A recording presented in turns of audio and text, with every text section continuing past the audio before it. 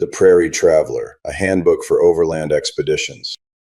Chapter 6. Guides and Hunters. It is highly important that parties making expeditions through an unexplored country should secure the services of the best guides and hunters. None are superior to the Delawares and Shawnee Indians. They have accompanied the author on several occasions and proved intelligent, brave, reliable, and fully qualified.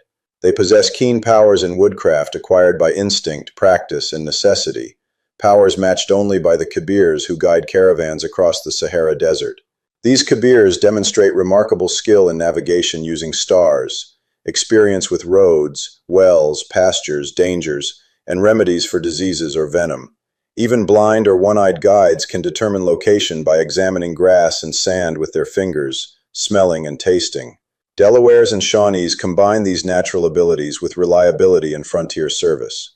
Delawares and Shawnees. The Delawares are a remnant of the great Algonquin family, once peaceful and unwarlike, but later becoming formidable warriors after moving west. Their warpaths have reached from Hudson's Bay to the Pacific and deep into Mexico. They are not clannish and wander widely as traders, trappers, and hunters among many tribes, even living with Mormons in Utah. The Shawnees have long associated with them, intermarrying and living as one people. Their homes are near Fort Leavenworth and in the Choctaw Territory. Many speak English and know white customs, yet retain native characteristics. They make excellent guides and hunters for prairie expeditions. Kebers. The Keber guides of the Sahara embody the ideal qualities needed for prairie service. They are intelligent, of tried probity, bravery, and skill. They navigate by stars, know routes, dangers, and resources, and can determine location even when blind by feeling grass and sand. A good Kabir is affable in camp but serious and focused on the march. Delawares and Shawnees share these traits, making them invaluable for expeditions through unknown territory where ordinary men would become lost. Black Beaver. Black Beaver, a Delaware guide employed for 10 years by the American Fur Company, had traveled extensively across the continent, from the Missouri and Columbia headwaters to the Colorado, Gila, and California coast. He served the author as guide for 2 seasons and proved perfectly reliable, brave, and competent. Despite a reputation as a fearless warrior, he often humorously claimed to be a coward who would hide under a cannon in battle. His stories revealed both modesty and true courage. Anecdotes. One anecdote illustrates Black Beaver's character. During a Blackfeet attack on a trading post, he and others made a sortie. He stayed in the rear but taunted his retreating comrades into turning back, helping repel the enemy. The fort commander praised him as a brave man. In another incident, while guarding a cache, he encountered hostile Blackfeet who insulted him. He challenged a few to fight alone, then rode off when they refused. These stories show his wit, presence of mind, and understated bravery. Domestic troubles. Although Delawares generally maintain harmonious social relations, they are not free from minor domestic discords that occasionally disturb family life, similar to those among civilized people. These issues reflect that even experienced prairie guides and hunters share common human experiences, despite their remarkable skills in woodcraft and survival. Lodges. The lodges or tents used by the prairie Indians are generally made of buffalo skins, dressed and sewed together so as to form a large sheet.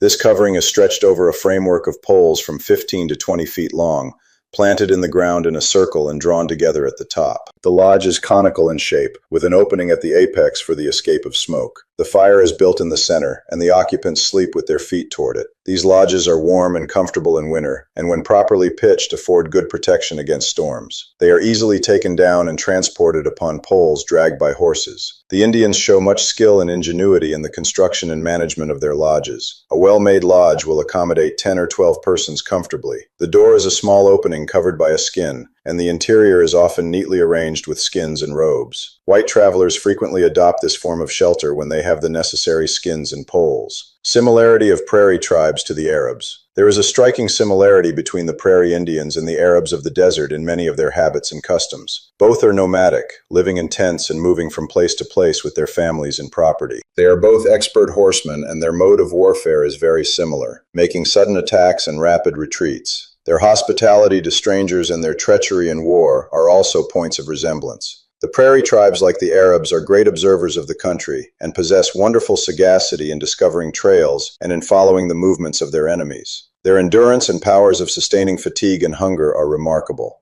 These similarities are so marked that the prairie Indian may well be called the Arab of America. Method of making war.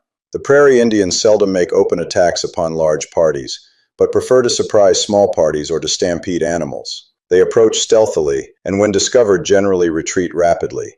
Their favorite mode of warfare is to lie in ambush along the line of march and suddenly attack when least expected. They are very expert in decoying small parties into ambuscades by displaying a few warriors and then retreating. When they attack a camp, they generally do so at daylight and endeavor to stampede the animals and create confusion. They are not inclined to make a persistent attack upon a strong party, but content themselves with picking off stragglers or stealing animals. Their mode of making war is well adapted to their peculiar habits and to the nature of the country. Tracking and pursuing Indians. The Indians are very expert in tracking and pursuing their enemies. They can follow a trail that is almost imperceptible to a white man. They notice the bent grass, broken twigs, and other slight indications, and can determine the direction, the number, and often the character of the party.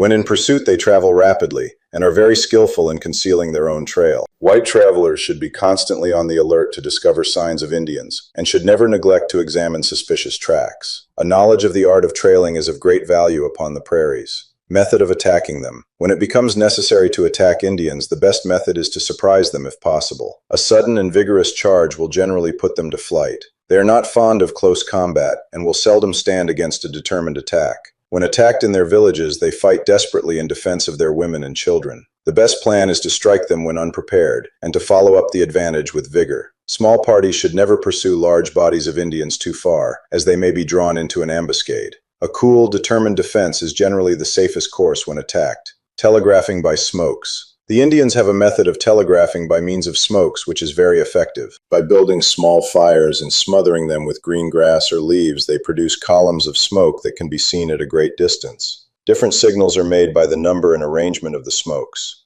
A single smoke indicates one thing, two another, and so on. These signals are well understood by the different tribes and convey intelligence rapidly across the country. Travelers should be on the watch for these smokes, as they often indicate the presence of Indians. The system is simple but very efficient for communicating information over long distances.